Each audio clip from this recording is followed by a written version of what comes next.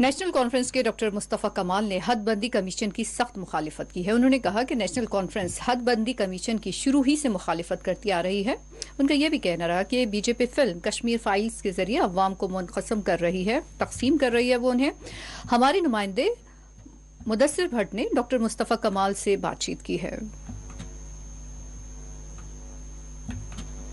National conference نے روز اول سے ہی ڈیلیمیٹیشن کمیشن کی مشق کو، حد بندی کمیشن کی مشق کو غیر قانونی، غیر آئینی قرار دیا ہے اور اس سے پیچھے ہٹ گئی ہے. ہم نے، ہمارے قائد ڈاکٹر فاروق عبداللہ نے کہا صاف طریقے سے کہ 2011 میں مردم شماری ہوئی تھی، اس وقت پھر فیصلہ لے لیا.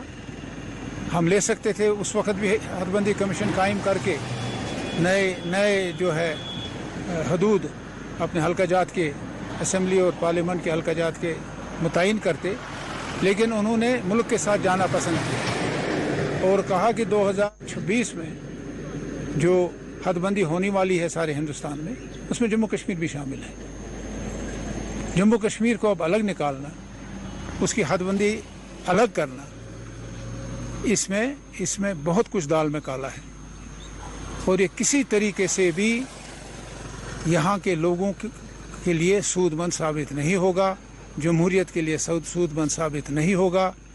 یہ عوام کی رائے جو ہے، مجموعی رائے، جموں کشمیر اور لداخ کی مجموعی رائے یہی ہے کہ حد بندی کمیشن جو ہے غلط طریقہ کار اختیار کیا ہے اور یہ مخصوص جو اقتدار میں پارٹی ہے مرکز میں، جو اقتدار، اس کو فائدہ پہنچانے کے لیے، اور بدقسمتی کے ساتھ اس میں بھی مذہب کی بنیاد پر جو ہے بھید بھاؤ کیا جا رہا ہے، جس کی جو آپ زیادہ جانتے ہیں کیونکہ آپ اس میڈیا سے جڑے ہوئے ہیں. تو اس میں سے نیشنل کانفرنس جو ہے، نیشنل کانفرنس نے اس سے دوری اختیار کی ہے. یہ فلم جو ہے، یہ فلم صرف مسلمانوں کے خلاف جذبہ بھڑکانے کا ہے، فرقہ پرستی کے آگ میں اور ایندھن ڈالنے کا ہے، اور اس بہانے رائے عامہ کو، ہندوستان کی رائے عامہ کو گمراہ کرنا ہے. حقیقت یہ ہے کہ جو پنڈت برادری ہے، میں یہاں رہنے والا ہوں، ہم یہاں رہے، ہم کہیں نہیں گئے 1990 کے بعد. یہ جو ہماری ہندو برادری ہے، یہ بخوبی جانتے ہیں کہ کس نے ان کو یہاں سے نکالا. وہ اس وقت کے گورنر جگموہن تھے، جس نے اعلانیہ دلی میں کہا مجھے 2-3 لاکھ مسلمان کشمیر میں مارنے ہیں، جموں کشمیر کا مسئلہ ہی ختم ہوگا. یہ اسی چال کے تحت ان کو نکالا گیا. آپ دیکھیے، جو بسانے کی بات آتی ہے تو اگر یہاں سے چلے گئے یہ کہ اپنی جائیدادیں چھوڑ کے، اپنی زمین چھوڑ کے، وہ کہاں گئی؟ ان سے پوچھا جائے کہ آپ کہاں رہتے تھے یہاں سے نکلنے سے پہلے، آپ اپنا مکان آپ کے کہاں ہیں، زمین آپ کی کہاں ہے؟ جو عام اطلاع ہے وہ یہی ہے، ان لوگوں نے جانے سے پہلے اپنی زمینیں بیچی، اپنی جائیداد بیچی بہتوں نے، اور ان کے کاغذات جموں جا کے قانونی کاغذات تیار کیے.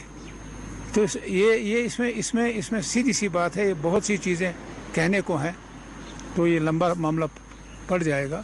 ہم نے تو یہی کہا ہے کہ ٹروتھ اینڈ ریکنسیلیشن کمیشن قائم کیجیے. فاروق صاحب ہمارے قائد نے کہا ہے، اس وقت کے جو یہاں سربراہ تھے آئی بی کے، دولت، اس نے کتاب لکھی ہے، وہ پڑھیے. موسیٰ رضا چیف سیکرٹری تھے، فاروق صاحب کی سرکار جو 96 میں بنی، اس سے بات کیجیے. تو جو نیشنل کانفرنس کا مطالبہ ہمیشہ رہا ہے، آپ ایک جج کے ذریعے سے اس کی انکوائری کرائیے، ایک کمیشن بٹھائیے. مانگ بہتوں نے کی ہے، کمیشن بٹھا کے دودھ کا دودھ، پانی کا پانی. یہ صرف فرقہ پرستی کی ایک گھناؤنی سازش ہے جو مرکز میں حکومت کر رہی ہے بی جے پی.